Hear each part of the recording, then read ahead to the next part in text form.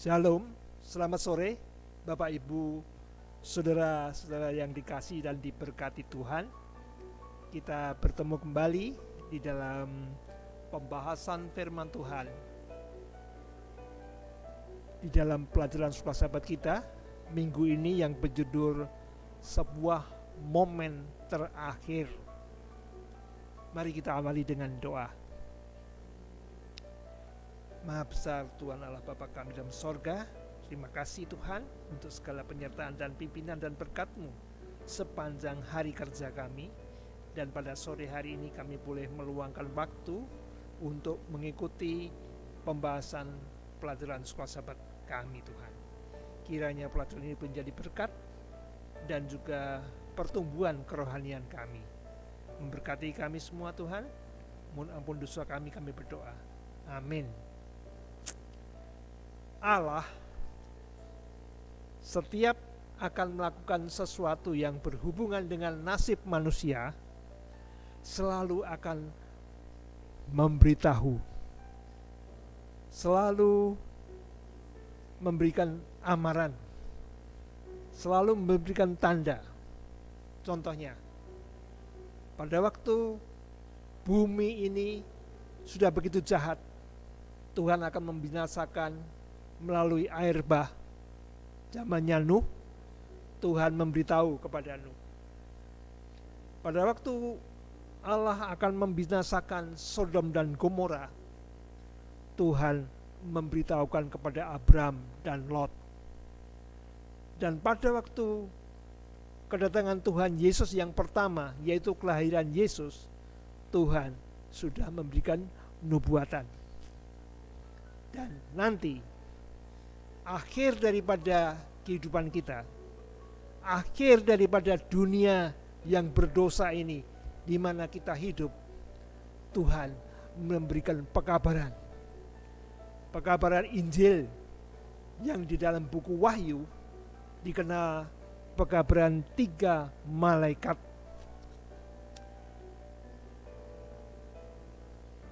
Rasul Yohanes pada waktu dibuang di Pulau Patmos, dia mendapat penglihatan. Mari kita buka Alkitab kita, Wahyu 14, ayat 14 dan 15.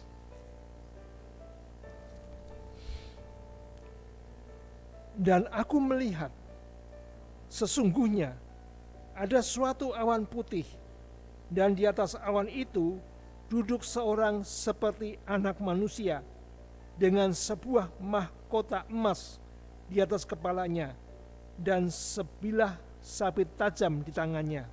Ayat 15. Maka keluarlah seorang malaikat lain dari bait suci, dan ia berseru dengan suara nyaring kepada dia yang duduk di atas awan itu, ayunkanlah sabitmu dan tuailah, karena sudah tiba saatnya untuk menuai.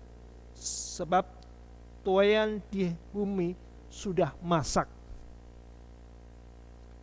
Di sini Allah akan mengakhiri dunia yang berdosa ini dengan dunia yang baru.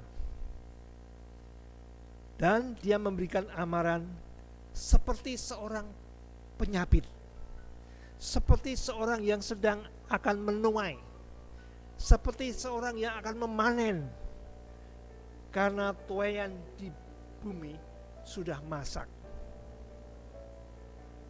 Hasil tuaian itu hanya ada 2. Sering di dalam perumpamaan Tuhan Yesus kita pernah membaca, yaitu lalang dan gandum. Lalang menggambarkan orang jahat, orang yang tidak mengikuti jalan kebenaran Tuhan, orang yang serakah, orang yang membenci, orang yang menginginkan yang jahat, yang iri, dengki, dan penuh dosa. Sedang hasil tuaian gandum ialah orang yang benar, orang yang mempraktikkan ajaran Yesus, kasih, dalam hidupnya, dan kehidupannya sekalipun tidak sempurna tetapi menuju ke arah sempurna. Dan itulah hasil tuaian gandum yang akan diterima oleh Tuhan. Pertanyaannya di sini, di manakah posisi kita? Semua tergantung pilihan kita yang terletak dalam hati dan pikiran kita. Apakah pikiran kita itu dipenuhi keegoisan, kesombongan, duniawian, kebencian, iri hati dan sebagainya? Atau pikiran kita dipenuhi dengan kasih, dengan merenungkan pengorbanan Yesus, dengan mempelajari tabiat atau karakter Yesus yang penuh kasih. Karakter atau tabiat kita terbentuk oleh benih yang kita tanam dalam pikiran kita. Apakah akan tumbuh lalang ataukah tumbuh gandum? Pertanyaan selanjutnya, bisakah tabiat-tabiat lalang dirubah menjadi gandum?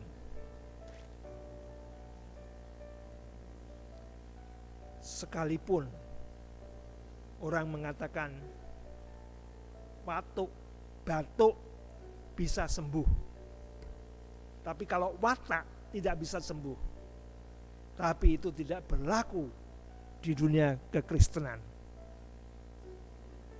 Serahkan hati, serahkan pikiran kita kepada Allah, bertobat, bikin perubahan dalam hidup kita, berhenti memikirkan yang jahat, berhenti memikirkan keegoisan kita, kebencian kita, maka karakter kita pelan-pelan akan berubah. Dan isi pikiran itu dengan apa? Kasih Allah, kasih Kristus. Kapan kita lakukan itu?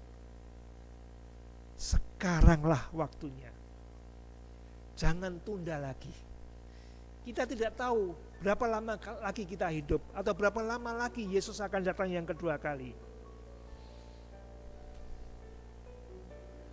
Ada waktunya bahwa lalang tidak bisa dirubah dengan menjadi gandum lagi. Kalau apa? Kalau Roh Kudus itu, Roh Tuhan itu ditarik. Tidak ada yang mengingatkan, tidak ada yang membujuk hati kita lagi. Di dalam Wahyu 22 ayat 11 dan 12. Wahyu 22 ayat 11 dan 12.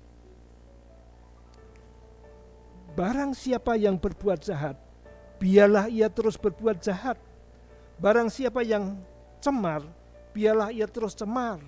Dan barang siapa yang benar, biarlah ia terus berbuat kebenaran. Barang siapa yang kudus, biarlah ia terus menguduskan dirinya.